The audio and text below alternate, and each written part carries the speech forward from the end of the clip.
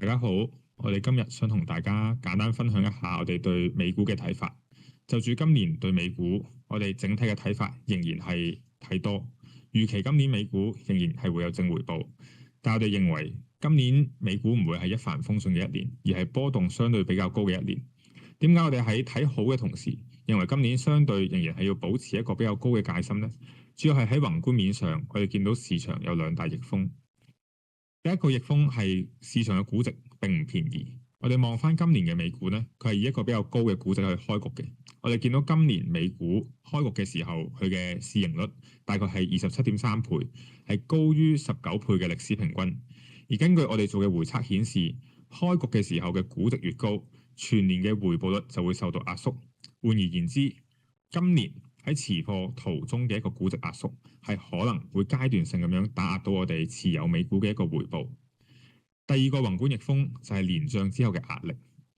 我哋見到過去嗰幾年美股都相當之好勁，市場經歷咗由2023年到2025年連續3年超過15% 嘅一個高回報。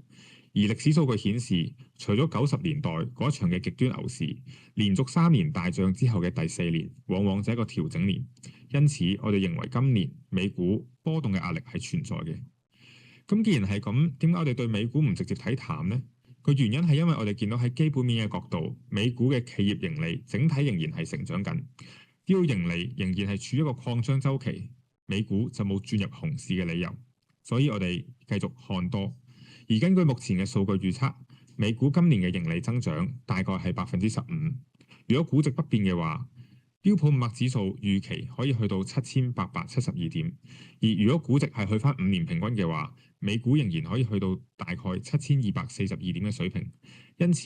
今年對美股嘅預期回報，我哋認為係落喺大概6% 到15% 之間，方向仍然係向上嘅，但係震盪預期就會加劇啦。而喺板塊選擇方面，按照目前市場嘅定價邏輯，我哋認為人工智能作為一個投資主題，係一個有力可以抵擋宏觀逆風嘅投資主線，可以喺其中尋寶。而人工智能產業鏈上游，由於受惠於增長仍未見頂嘅人工智能資本支出，喺目前嘅市況之下，相對具有確定性，我哋認為值得關注。